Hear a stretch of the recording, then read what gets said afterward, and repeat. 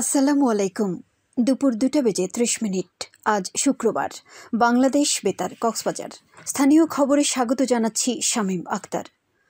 ত্রয়োদশ জাতীয় সংসদ নির্বাচনকে সামনে রেখে নির্বাচনী রোডম্যাপ ঘোষণা করেছে নির্বাচন কমিশন ইসি।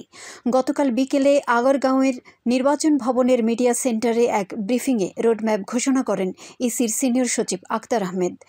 ইসি সচিব বলেন, সরকারের পক্ষ থেকে রমজানের আগে জাতীয় নির্বাচন আয়োজন করতে বলা হয়েছে। নির্বাচনকে সামনে রেখে কর্মপরিকল্পনা 24টি অংশে ভাগ করা হয়েছে। এর মধ্যে অংশীজনের সংলাপ সেপ্টেম্বরের শেষে শুরু হওয়ার কথা রয়েছে, যা 1.5 মাস ব্যাপী চলবে। সংলাপে রাজনৈতিক ও মিডিয়া ব্যক্তিত্বরা থাকবেন। সচিব আরও বলেন, নির্বাচনের জন্য চূড়ান্ত ভোটার তালিকা প্রকাশ করা হবে 30 নভেম্বর। নতুন দলের মাঠ পর্যায়ে তথ্য সংগ্রহের কাজ চলমান আছে। এই কার্যক্রম সেপ্টেম্বরের মধ্যে করা সম্ভব বলে আশাবাদ ব্যক্ত করেন তিনি। নৌ পরিবহন, শ্রম ও কর্মসংস্থান উপদেষ্টা ডক্টর এম সাখাওয়াত হোসেন 3 দিনের সফরে কক্সবাজার আসছেন।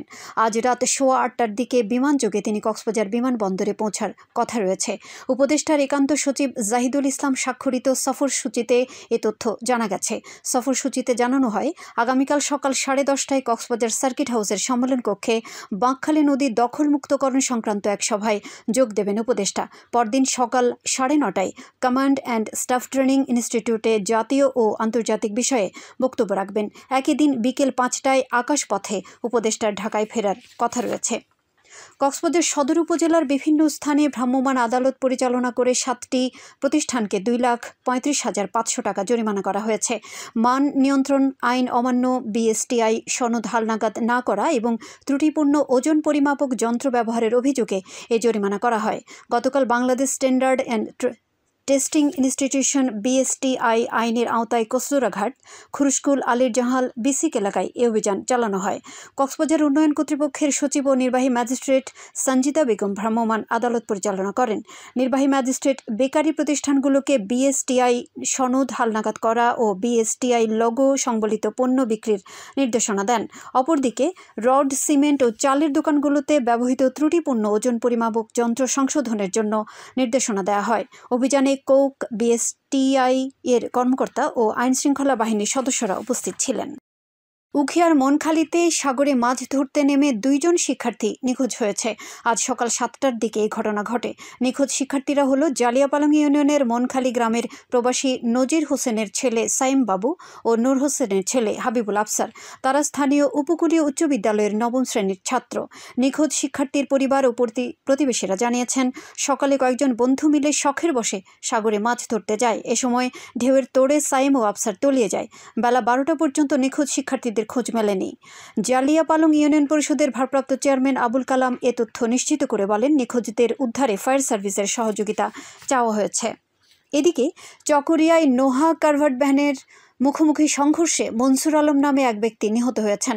এ সময় আহত হয়েছেন আরও অন্তত 4 জন। হতাহতরা নোহা গাড়ির যাত্রী ছিলেন। গতকাল উপজেলার উত্তর হারবাং এলাকায় চট্টগ্রাম কক্সবাজার মহাসড়কে এ ঘটনা ঘটে। পুলিশ ও প্রত্যক্ষদর্শীরা জানিয়েছেন, চট্টগ্রামমুখী কাভার্ড ভ্যানের সাথে কক্সবাজারমুখী একটি নোহার মুখোমুখি সংঘর্ষ হলে নোহাটি দুমড়ে মুচড়ে যায়। স্থানীয়রা আহতদের উদ্ধার করে লোহাগাড়া স্বাস্থ্য কমপ্লেক্সে নিয়ে গেলে চিকিৎসক একজনকে মৃত ঘোষণা করেন। চিরিঙ্গা হাইওয়ে থানার পরিদর্শক জানান, দুর্ঘটনা কবলিত গাড়ি দুটি জব্দ করা হয়েছে। এ বিষয়ে আইনানুগ ব্যবস্থা প্রক্রিয়াধীন রয়েছে। আবহাওয়া, আগামীকাল দুপুর 12টা পর্যন্ত 24 ঘন্টার পূর্বাভাসে বলা হয়েছে, আকাশ অস্থায়ীভাবে মেঘলা থেকে মেঘাচ্ছন্ন থাকতে পারে। সেই সাথে 2-1 জায়গায় অস্থায়ীভাবে দমকা হাওয়া সহ হালকা থেকে মাঝারি ধরনের বৃষ্টি অথবা বজ্রসহ বৃষ্টি হতে পারে। কক্সবাজার সমুদ্র বন্দরের জন্য 3 নম্বর সংকেত দেখাতে বলা হয়েছে। আগামী 24 ঘন্টায় দিন ও রাতে তাপমাত্রা প্রায় অপরিবর্তিত থাকতে পারে। আজ সূর্যাস্ত যাবে সন্ধ্যা 6:11। আগামীকাল সূর্যোদয় হবে ভোর 5:35। আজকের সর্বনিম্ন তাপমাত্রা ছিল 25.2 ডিগ্রি সেলসিয়াস এবং সর্বোচ্চ তাপমাত্রা ছিল 28.5 ডিগ্রি সেলসিয়াস। এখন জানিয়ে দিচ্ছি বাঁকখালী নদীর মোহনা ও সংলগ্ন এলাকার সামুদ্রিক জোয়ার ভাটার সময়সূচি। আজ ভাটা শুরু হয়েছে দুপুর 1:54, চলবে রাত 8:01 পর্যন্ত। জোয়ার শুরু হবে রাত 8:01, চলবে রাত 2:12 পর্যন্ত। পুনরায় ভাটা শুরু হবে রাত 2:12, চলবে আগামীকাল সকাল 8টা 8:26 পর্যন্ত। সবশেষে পর্যটক বার্তা। পর্যটন নগরী কক্সবাজারে আগত ভ্রমণ পিয়াসুদের সাগরের পানিতে নামার পূর্বে সাবধানতা অবলম্বন করার জন্য অনুরোধ করা হচ্ছে। যারা সাঁতারে দক্ষ নন তাদের পানিতে বেশি দূর যাওয়া উচিত নয়। ভাটার সময় স্রোতে সাগরমুখী টান প্রবল হওয়ায় সাগরের গভীরে ভেসে যাওয়া এমনকি প্রাণহানির আশঙ্কা থাকে। সেই সাথে পর্যটকদের স্বাস্থ্যবিধি মেনে চলার পরামর্শ দেওয়া হচ্ছে। খবর শেষ হলো। আমাদের পরবর্তী খবর প্রচারিত হবে আজ বিকেল 4:30 ইংরেজিতে।